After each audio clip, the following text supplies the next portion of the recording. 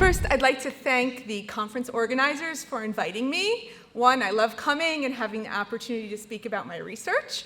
I'm located in the Netherlands. That's where Leiden is, in case anyone was Googling it. But I'm originally from New York, so it's nice to be in my hometown. I usually say at other lectures, I'm from New York, so sometimes I have a tendency to speak too quickly, but maybe this audience will be indulgent. It's really a pleasure to be here and to speak just a little bit about my research. And perfect, so it's up. Because there was some historical overview given before in the last session, but I wanted to give you some numbers about Jewish population in the Middle East and North Africa so we know what we're talking about, right? And this is a diverse region. Different languages, different traditions, different minhagim, dress, styles of prayer and history. And there are similarities and there are differences. And I think it's interesting to juxtapose Iraq and Egypt because there are some similarities and some differences. Oh, and in case anyone's curious, these are the Della Pergola numbers of population. Sergio Della Pergola, he is the Jewish demographer. He's at Hebrew University. And if you want to know anything about Jews and how many Jews and where, he's the guy. Again, Google, wonderful thing. But today's talk and this whole day is really about the end of Jewish life in the Muslim world. And this is a question, right? What brings about the dissolution of Jewish communities in the Arab world in the mid-20th century? Is it the creation of the State of Israel? Is it Arab nationalism, pan-Arabism, Islamization, decolonization, or something else? And I thought it was nice to start with a quote by Esther Meyer-Glitzenstein, because she was actually the one who gave Dr. Ohayon my name to come speak here. And I think she's an amazing scholar and such an inspiration in her work. And she says both ideologies, and she's referring to Zionist ideologies and anti-Zionist ideologies in terms of how we read history, are biased, generalized, and simplistic views that ignore the complexity of the various processes that operated in the Iraqi Jewish community, Iraqi society, and the Middle East in general.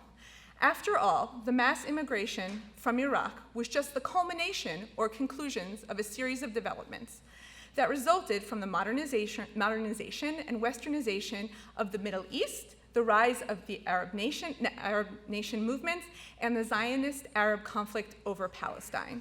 So in my talk, I want to invite everybody to think beyond the last days of these Jewish communities, and I want to invite them to think about what happened before this in the first half of the 20th century, and how these communities, but also these individuals, situated themselves at a crossroads, and that this is very much in a context of modernization, of imperialism, both French and British primarily, certainly of new ideas about Judaism, new ideas about Zionism, Jewish nationalism, so that maybe we can understand this process from a new perspective.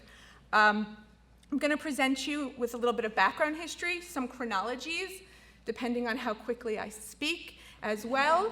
I have 2 documents from some archives I've been looking at, and then I can offer perhaps a little bit of analysis and conclusions, and hopefully we'll have some time for questions.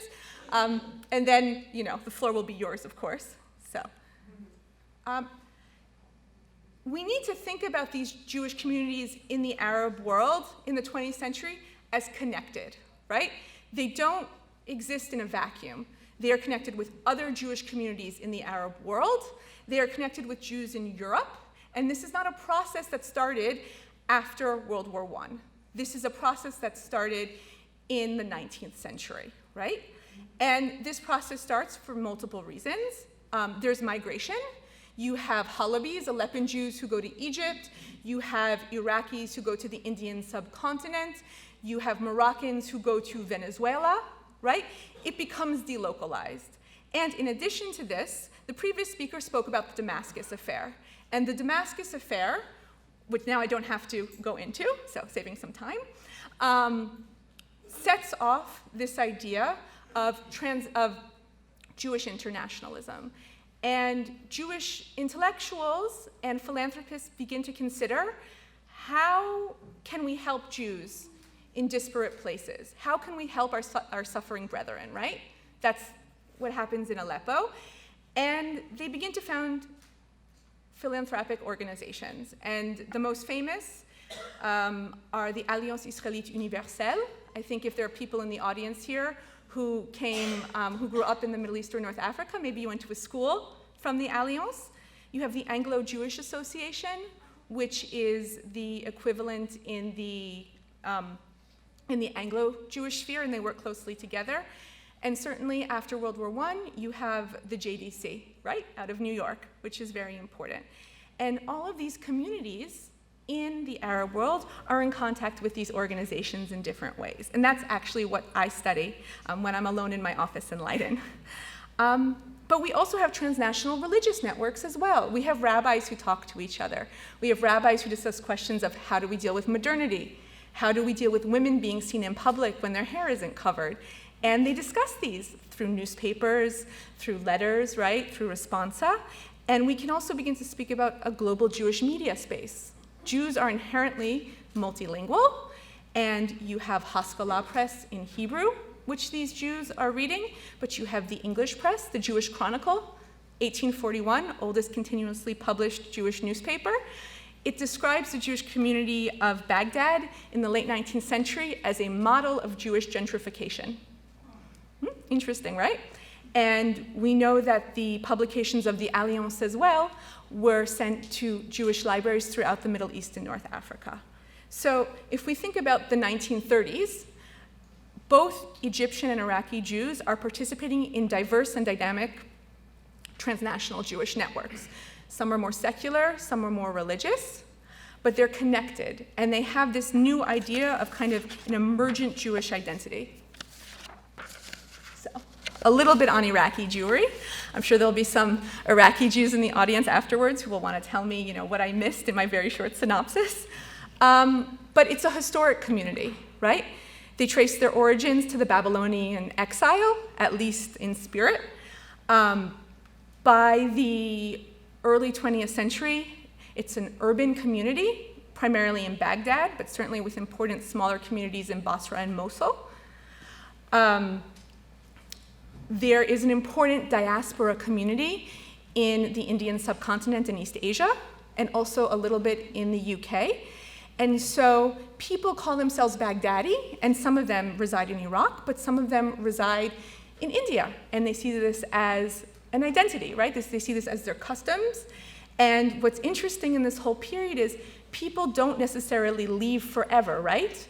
In the 20s, the 30s, and the 19th century, they'll go, they'll make money, they'll remit funds, some people will go back, some people will settle there. But there's a real back and forth. And if you look at the pictures up here, which come from the 30s, it was a very happy time. It was a very hopeful time. The Jewish community flourished in this period. And when we look at how it flourished and why, in large part it was because of these transnational Jewish connections. The Alliance founded their second school in the world and their first school in Iraq in 1864. So you can imagine that by the beginning of the 20th century, these were established schools. And in the 1920s, 25% of the city of Baghdad was Jewish. Think about that, right? Right? It's not negligible. Baghdad was a Jewish city, and it had a beautiful, flourishing community who were part of a middle class, right? There was socioeconomic mobility. They were citizens. They voted.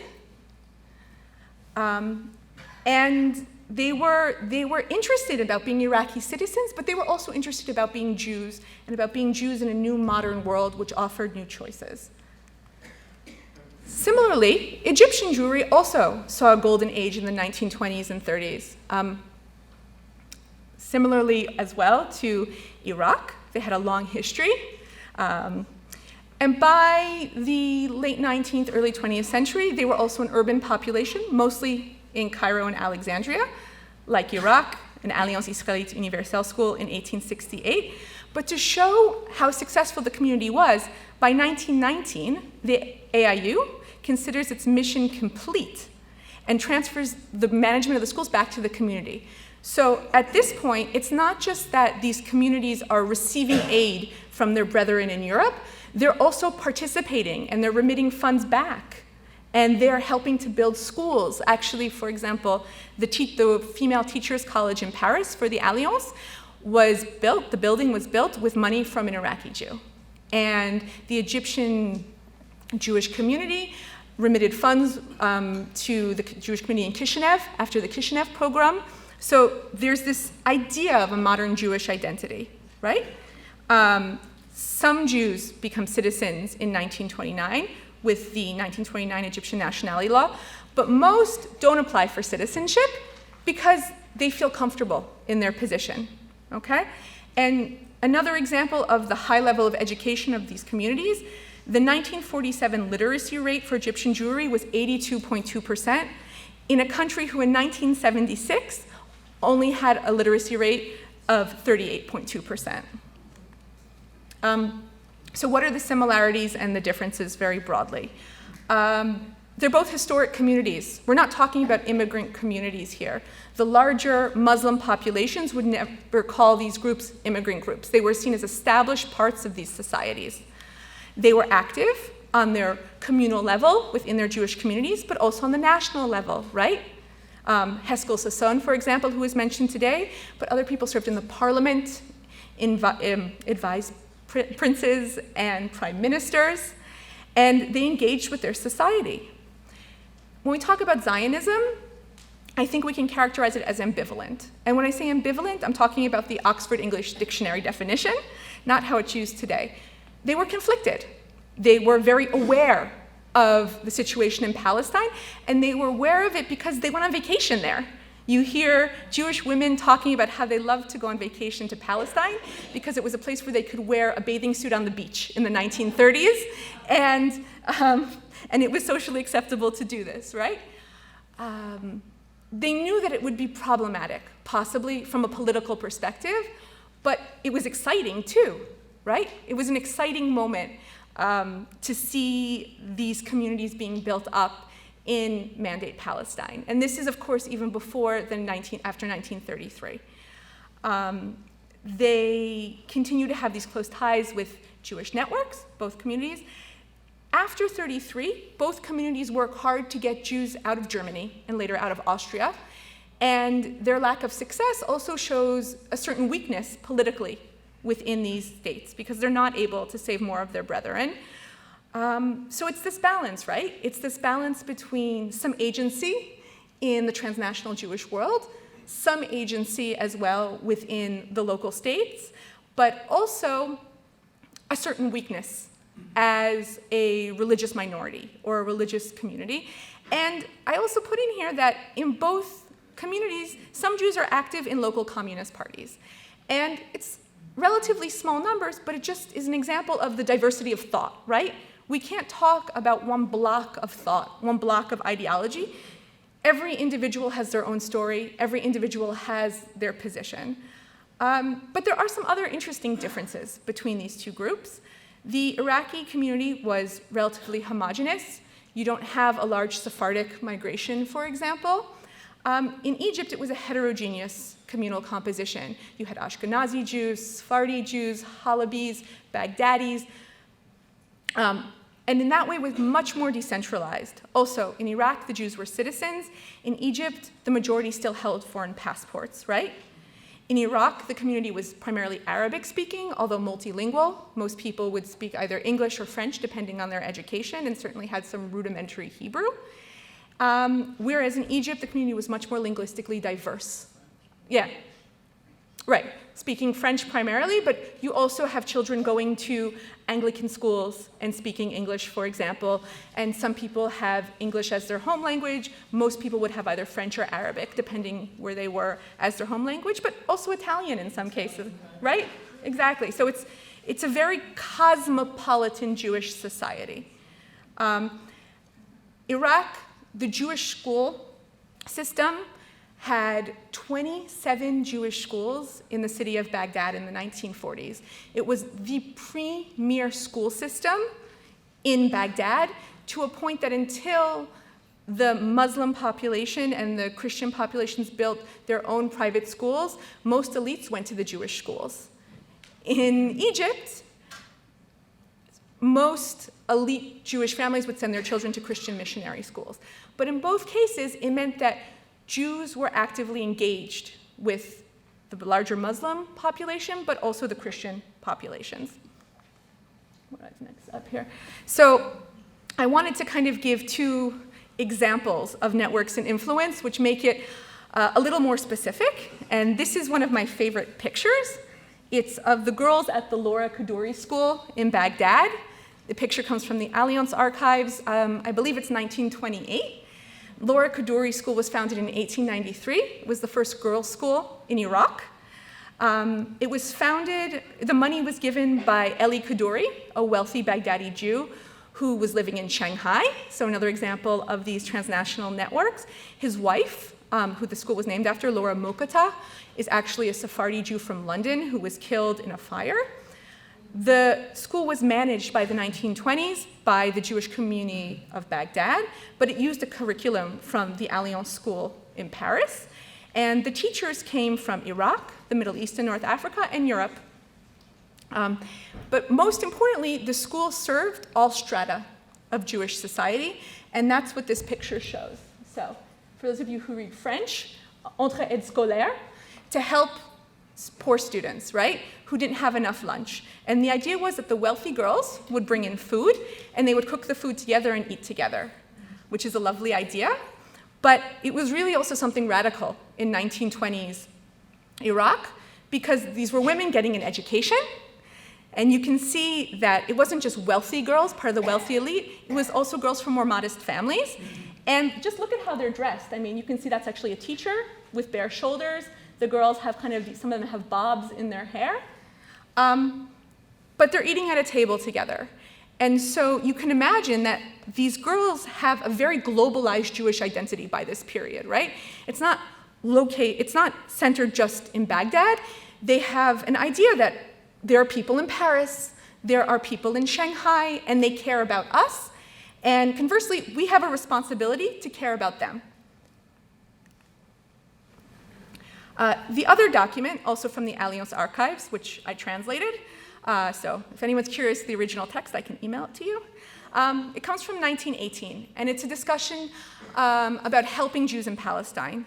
And it's from the president of the Alliance branch and the president of the community in Alexandria to the head office in Paris. And he says, at the moment, the community is preoccupied in collecting funds to help our co-religionists in Palestine. The community is outside of any political movement, and in Palestine only sees suffering people in need of assistance. For my part, I am Italian via my two sons, who are serving on the front line, Egyptian by my attachments here, French by my education, and English by my occupation. And I admit that I do not feel the need for a fifth homeland. Right?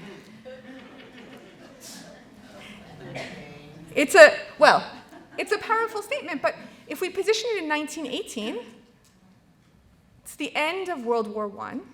There is tremendous hope for the future. It's a community which has seen war, has seen changes in leaders, but has overall seen their position improve. And so he doesn't really want to rock the boat, but he's deeply invested in the Jewish community. He's the president of the Jewish community of Alexandria. He's not negative, he's not anti, he's just speaking from his heart in this private letter that he didn't imagine someone would be reading 100 years later in New York, right? And I think these two documents very much show the complexity of these communities, this idea of a certain political precarity, but very much being part of the place they live, but also the place where their ancestors have lived for generations, and also feeling attached to the Jewish world and caring about their brethren, not just in the Middle East and North Africa, but also in Europe, right? Let's see. So what happens, right? Very briefly, without going into details, little by little, in the 1940s, rights and securities are eroded. The Farhud, which was mentioned today, earlier speaker said 179, I used 180. I think we can agree that it's more or less the same, killed I mean, it was a shocking, terrifying event. And one could think that the Jewish population would have left after such an event, but they didn't. One reason they didn't is because it's 1941, and where were they going to go, right? And many people actually asked for visas to go to India, and they were denied. So, but then afterwards, the situation improved after 1945. And again, where were they going to go in 1945 and 1946? It's interesting, the community more or less dissolves between 1949 and 1952. They're still building new Jewish schools in 1947. Because when your community has existed for centuries, it's very difficult to imagine that it could dissolve in the course of a couple of years, right? In 1948, though, the Jewish civil servants are dismissed, quotas are placed on university students, and merchants are denied trade licenses. So if you lose your profession, right, how are you going to continue? If you're put under martial law and you can't leave the country, this is no longer just about not being able to go on holiday. This is also a question about your livelihood and your personal security. And in the period between 1949 and 1952, the majority of Jews settled in Israel because their time there was over, and life was impossible, right? But it wasn't taken lightly. It's a traumatic event, which people are still trying to process to this day. And so if you're interested in the topic, I invite you to read some of the amazing biographies of the Jews who came from these countries, because you'll see that it's not one narrative. It's many narratives, because everybody's life is different and everybody's connections are different. Egypt, remember I mentioned that 1929 law? Oh, sorry, I didn't mention it yet. But most Jews were involved in commerce and weren't citizens because they decided to maintain their European citizenships. But in 1947, a law is made that all companies and subsidiaries of foreign companies in Egypt must employ 75% Egyptian citizens and 40% of their boards. So again, you see the livelihood of these communities undermined. Jews are prevented from leaving the country in 1948, and many Jews who aren't citizens find themselves stateless. They're accused of being communists, okay? And little by little, for the same reasons, we see these Jewish communities beginning to leave. And by 1967, 1970, almost all remaining Jews leave Egypt. So, just some conclusions. In the 1920s and 30s, we see a symbiosis, right, between the national and the transnational. These networks benefit the larger Arab world. These schools, hospitals, and charities, they don't just benefit Jews. And so even within the larger populations, this is seen as a good thing. And in doing so, it gives prestige to local Jewish communities because they're seen as important members of these larger societies. And it gives prestige to the Jewish communities in Europe or in the Far East who are assisting them. These are multiple networks, as I said before, where people identify as being an Iraqi and a Jew, and that's not seen as problematic, right? But when we talk about the end of these communities, it's not that the state of Israel is declared and there's a war and they leave. It's that there are questions, and these people don't know what to do. They don't know if the state of Israel is going to be victorious in its army, right? It's a traumatic process. It's a painful process to leave your home and not know what the future holds. And I think that's something that anyone who's ever had to do that will process for a lifetime. But it's this slow erosion of security and societal position, of course, which I would say is what leads to the mass exodus, and this idea of citizenship as well, right? What does citizenship mean if your rights are not respected? It means nothing. But in the archival documents, you certainly see this economic concern. And I want to bring that up because obviously security is a concern, but there is a difference, and it shows that people are really trying to think, what should we do? Because no one has a crystal ball and no one can see the future. But I kind of wanted to end with this idea of that Jewish communities flourish in an environment where transnational connections are valued, right? where internationalism is valued. And this is what we see in the first half of the 20th century when these two communities flourish. But with the rise of Arab nationalism and this inability to be able to differentiate between different issues, it makes life impossible for these communities. Thank you very much.